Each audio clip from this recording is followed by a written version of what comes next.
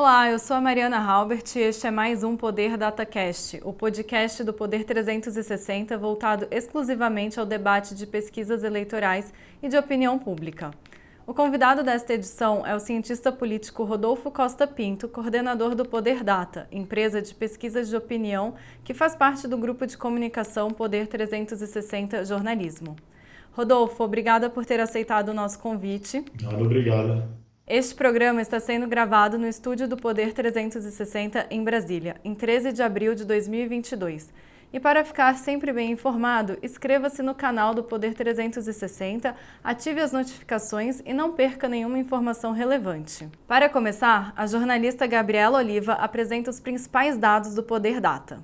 Pesquisa realizada de 10 a 12 de abril de 2022 mostra que o ex-presidente Lula tem 40% das intenções de voto no primeiro turno, seguido pelo presidente Jair Bolsonaro com 35%.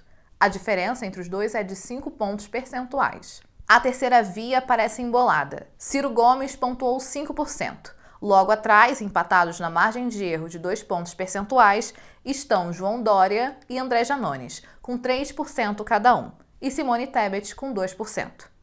O Poder Data testou um cenário apenas com Lula, Bolsonaro, Ciro, Dória e uma opção outros. São candidatos que já pontuaram no passado 3% ou mais. Nessa simulação, Ciro marca 7%, Dória 6%.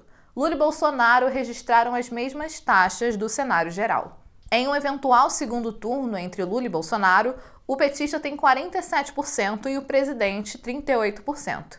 A diferença de 9 pontos percentuais entre os dois candidatos em um confronto direto é a menor em um ano.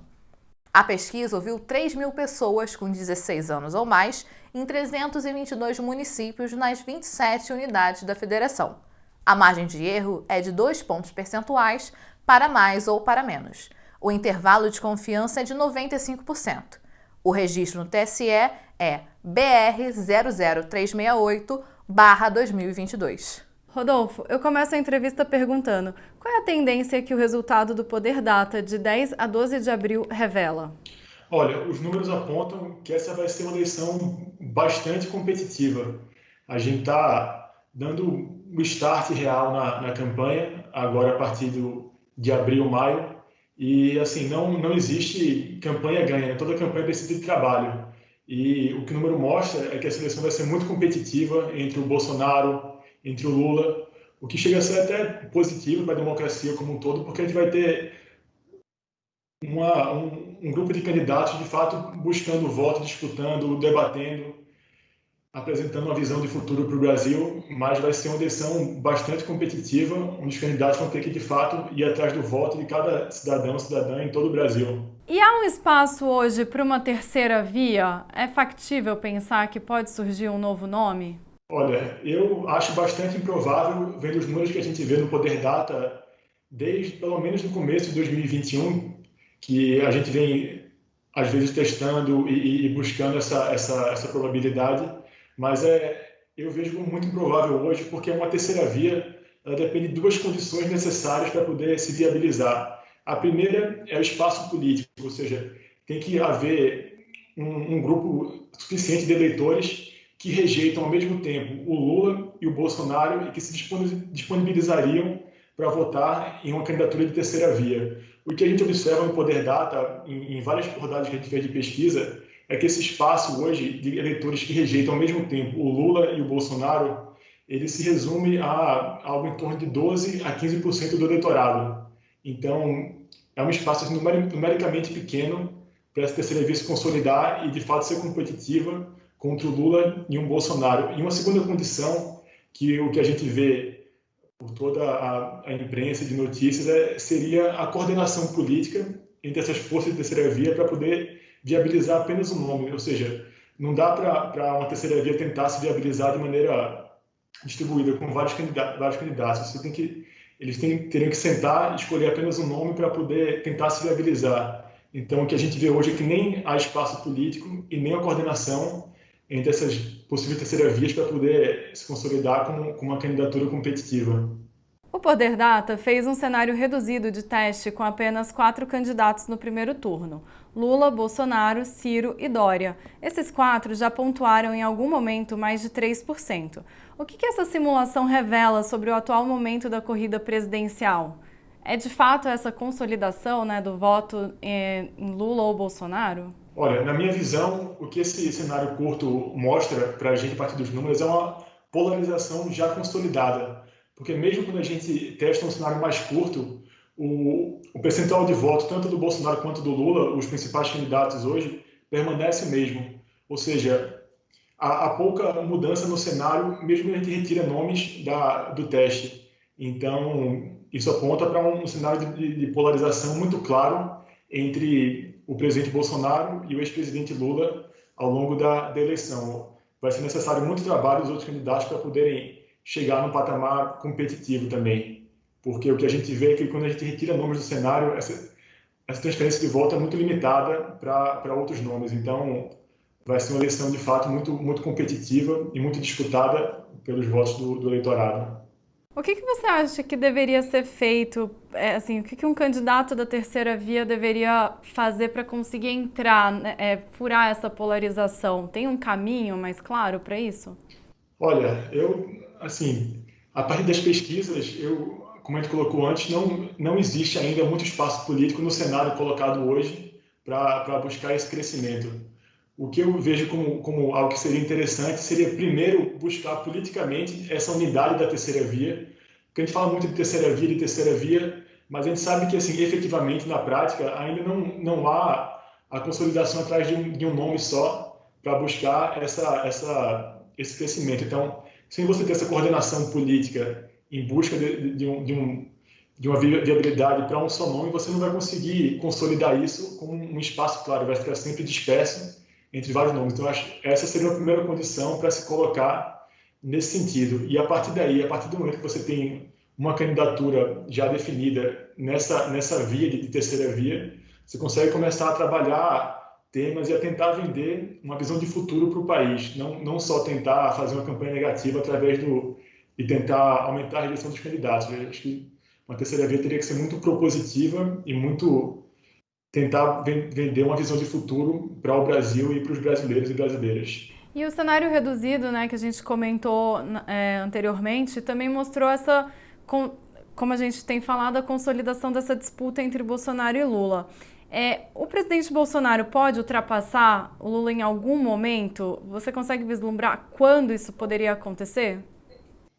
Olha, eu prefiro fazer menos previsão e mais analisar os números que a gente tem hoje. E o que a gente percebe nessa rodada, essa foi a primeira rodada que a gente fez sem o nome do Sérgio Moro como um dos candidatos. Então, naturalmente, pelo perfil político do Moro, uma pessoa que já foi ministro do Bolsonaro, a saída dele do teste de cenário de eleição do primeiro turno já naturalmente leva alguns votos para o Bolsonaro. O Bolsonaro tinha 32% na última rodada, foi para 35%. Grande parte desse crescimento é naturalmente pela saída do Moro do cenário do teste, então o Bolsonaro naturalmente herda uma parte desses votos. E eu acho que é possível, sim, acho que a campanha está, de novo, assim, só começando, porque a gente tem uma tendência, quem trabalha em política, jornalista, cientista político, analista, colunista, a gente vive numa bolha de fato, de estar sempre acompanhando e Twitter, e jornal, e site, e notícia, a gente está vivendo isso num meio caótico. Só que o brasileiro comum, a brasileira comum que está tentando viver, e acho que hoje em dia é muito mais sobreviver do que viver de fato, isso é uma coisa muito dispersa, assim, as pessoas estão muito mais preocupadas em conseguir comer, conseguir manter o trabalho, do que acompanhar esse dia a dia da política. Então, esse momento de mais atenção da política vai chegar, mas só mais lá na frente, depois das convenções partidárias, que é em julho. Então, lá para agosto, a gente vai ter algumas mudanças mais rápidas no cenário. Mas, olha, de novo, como eu falei, é uma eleição muito competitiva. Você tem um presidente indo para a reeleição, você tem um ex-presidente com uma memória de governo que tem um impacto, um peso grande, e vai ser uma disputa grande para esses votos. E você tem um movimento também de tentar consolidar uma terceira via que vai, assim, ao máximo tentar se colocar. Então, assim, é mais fácil a gente analisar o que tem agora do que tentar prever qualquer coisa. Na estratificação da pesquisa, o eleitorado evangélico avançou no apoio em relação ao presidente Bolsonaro. Isso mostra uma consolidação desse eleitorado junto a ele? Ou ainda há espaço para o ex-presidente Lula, por exemplo, tentar angariar votos nesse grupo? Olha, eu acho que o presidente Bolsonaro, de fato, é muito forte nesse segmento eleitorado. Ele vem trabalhando isso há muito tempo. Ele já conversa com as lideranças, faz um trabalho muito focado nesse grupo. Mas, olha, sempre há espaço para trabalho e para a campanha do Lula ou de outros candidatos eventualmente focarem também nesse segmento, mesmo que não seja para ter uma maioria, mas para, de repente, cortar a vantagem do presidente Bolsonaro nesse grupo. Então, há espaço para crescer, sim, mas não tem crescimento sem trabalho, né? E o que a gente vê é que o Bolsonaro já está há muito tempo ali trabalhando e indo atrás desse voto. E é uma das grandes forças dele, até porque esse segmento ele é muito viralizado, né? Ele é muito tem muita inserção na sociedade como um todo, através das igrejas, das várias igrejas e do trabalho que se faz. Então, não vai ser algo fácil, mas é possível, assim, de outras campanhas também tentarem, ao menos, cortar essa vantagem do presidente nesse segmento. Em relação ao ex-presidente Lula, o que dá para dizer, né, que foi visto na pesquisa que consolida o voto a ele? Por exemplo, as classes mais baixas são ainda as que votam mais nele. Dá para dizer que esse segmento também se consolidou ou também há espaço para, né, o presidente Bolsonaro trabalhar junto a essa população para angariar votos? Vai no mesmo raciocínio? Sim, eu acho que o raciocínio é o mesmo. E acho que nesse sentido, o presidente, por contar com o governo, você tem uma série de ações que o governo deve tentar adotar no sentido de conseguir alguma vantagem eleitoral, não só o auxílio emergencial, que deve ser o primeiro fato que vem na cabeça de todo mundo, mas uma série de outros programas, como liberação de crédito, entrega de obras, e até assim, talvez uma questão seja importante de refletir algo de valores também, porque querendo ou não, essa boa parte dessa classe mais baixa de pessoas com um rendimento que não tem um rendimento fixo, que estão muito seguros economicamente, e assim, na verdade o Brasil como um todo tende a ser uma sociedade mais conservadora, que é um discurso que o presidente tenta buscar também, esse discurso da família, do conservadorismo social. Então, há uma tentativa não só econômica, mas de valores também, de tentar entrar nesse eleitorado. E algo que toda campanha que tenta conversar com o público como um todo tem que estar atento para poder estar sempre afinando o discurso, entendendo a população. E eu acho que esse é um papel muito importante das pesquisas de opinião. Claro que não só mas qualquer empresa de pesquisa que trabalhe, uma pesquisa é um grande diálogo com a sociedade como um todo, né?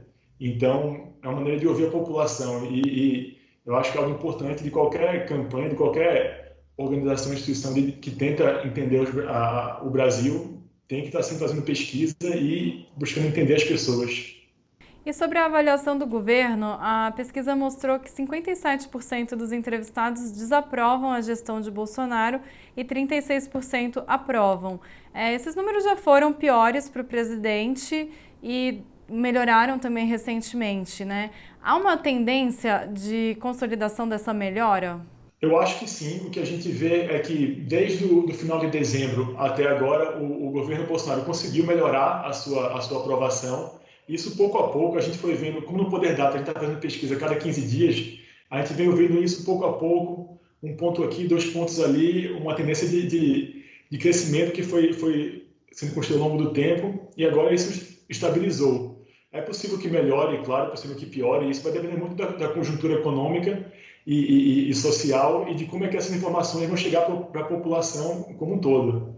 Então, na minha visão, agora a tendência é de estabilizar isso por um tempo, mas como a gente está sempre conversando, tem muita coisa que pode mudar muito rápido e esse número muda muito rápido também, mas o que a gente vê é uma estabilização, o governo já foi pior avaliado, conseguiu melhorar e nas últimas semanas vem estabilizando nesse patamar um pouco mais alto do que tinha no final do ano passado. E ao que você atribui essa estabilização? Olha, eu acho que tem um resultado do trabalho do governo que vem sendo muito focado em auxílio emergencial, entrega de obras, investimentos nos municípios. Tem uma parte também que acho que um pouco de afinar o discurso do governo como um todo, acho que sair um pouco de polêmicas e focar mais em trabalho, acho que isso contribui para o governo aparecer em pautas mais técnicas e menos politizadas, menos de polêmica. Eu acho que isso ajuda também. Por outro lado, eu acho que a oposição como um todo, e aí tanto o PT, a esquerda, quanto esses candidatos de terceira via, vem passando muito tempo discutindo internamente, sem dialogar direto com a população como um todo. Então, isso tira o foco desse engajamento direto com a população. Enquanto você tem um governo já focado, entregando obra, buscando aparecer de maneira positiva, a oposição ao governo, as outras candidaturas ainda estão muito na fase política interna, de discussão e tomada de decisão para depois começar as campanhas. Então, ainda vai mudar essa realidade muito dinâmica ainda daqui para frente. E Rodolfo, no que devemos ficar de olho nas próximas rodadas da pesquisa? Olha, eu acho que, obviamente, a gente tem que olhar se vão haver movimentos fora da margem de erro, tanto para o Bolsonaro quanto para o Lula. Eu ficaria muito atento em mudanças no número de voto branco e nulo e indecisos. Eu acho que esse ponto do não voto é algo que a gente vem discutindo pouco, mas que é preciso prestar muita atenção, porque esse não voto pode ser decisivo. Numa eleição muito competitiva, qualquer voto vai contar. Então, se a gente de repente tiver um cenário de muita rejeição aos candidatos, o não voto vai ser muito importante. Eu acho que a gente também tem que ter muito cuidado em analisar com calma como essa conjuntura que a gente vive vai impactar o voto. Porque, por exemplo, como eu falei, a gente vive numa bolha, assim, a gente que trabalha com política, com jornalismo, vive nessa bolha de informação e está sempre conversando e discutindo e achando que tudo que a gente vê, que a gente olha e acha importante, vai ser importante para todo mundo na rua, no dia a dia, mas não é. Tanta coisa que a gente vê que o governo faz, o que o Lula fala, o que o Bolsonaro fala, que a gente acha que vai ter um grande impacto na hora, mas não tem. Então, assim, essa informação, ela demora um tempo para poder se espalhar e para, de fato, impactar em termos de intenção de voto no eleitorado como um todo. Então, a gente tem que ter cuidado em pensar, assim, em dar um tempo para essas informações, essas mudanças chegarem na população como um todo, e isso depois vai afetar a posição de cada candidato ou candidata na eleição. E eu acho também que a gente tem que prestar atenção nessa correlação entre avaliação de governo e intenção de voto, porque é de se esperar que um governo, quanto melhor avaliado for, melhor posicionar fica o candidato. Então, na medida que a avaliação melhora ou piora, isso vai impactar o cenário eleitoral também. A metodologia do Poder Data é por meio de ligações telefônicas gravadas para celulares e telefones fixos. Os entrevistados respondem digitando no teclado do aparelho. Qual que é a eficácia desse tipo de metodologia e de outras disponíveis no mercado? Olha, eu acho que primeiro é importante a gente destacar que não há necessariamente metodologia superior ou inferior a qualquer outra. Cada metodologia tem suas vantagens e desvantagens também. Então, um ponto que eu acho muito importante e que a gente ainda faz muito pouco aqui no Brasil é levar a metodologia em consideração na hora de analisar uma pesquisa. Então, é muito importante, sempre que a gente for analisar, olhar os números de uma pesquisa, a gente tem em consideração como é que a metodologia impacta nos números que estão ali. Então, o que a gente vem fazendo no Poder Data é a pesquisa telefônica, ela é automatizada, ou seja, a pessoa responde através do teclado do telefone.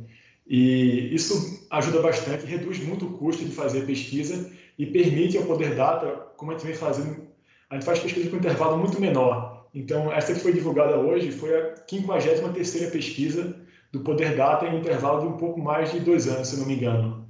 Então, isso permite ao Poder Data ter quase que, assim, a gente consegue acompanhar muito bem ao longo do tempo esses movimentos e com uma base científica muito sólida. Inclusive, se a gente for comparar os dados do Poder Data com outras pesquisas, outras metodologias, são muito parecidos, os movimentos são muito no mesmo sentido.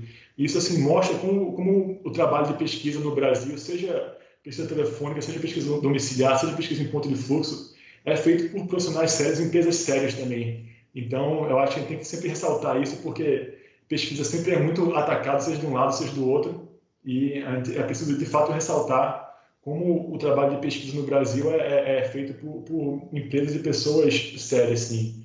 E o Poder Data, nesse sentido, tem essa vantagem por ter essa metodologia com custo menor e conseguir fazer pesquisas que se repetem ao longo do tempo e dão para a gente uma imagem contínua de como é que vai evoluindo o cenário, tanto de avaliação quanto de temas que aparecem na conjuntura que são interessantes de medir. Então, essa possibilidade de repetir no intervalo curto de tempo é muito importante para a metodologia que o Poder Data adota hoje. Chega ao fim mais uma edição do Poder Data Cast. Obrigado a Rodolfo Costa Pinto, coordenador do Poder Data, pela entrevista. Obrigado, Mariana, e a toda a equipe do Poder. E agora vamos seguir observando, analisando e tentando entender o que é que está acontecendo no Brasil nesse ano de eleição, que vai ser importante para todo mundo, em todos os lugares do país. O conteúdo do Poder Data não acaba aqui. Acompanhe reportagens sobre os levantamentos a cada 15 dias no jornal digital Poder 360. Não se esqueça de se inscrever no canal e ativar as notificações. Obrigado a você que nos escutou e acompanhou em mais um episódio. Até a próxima!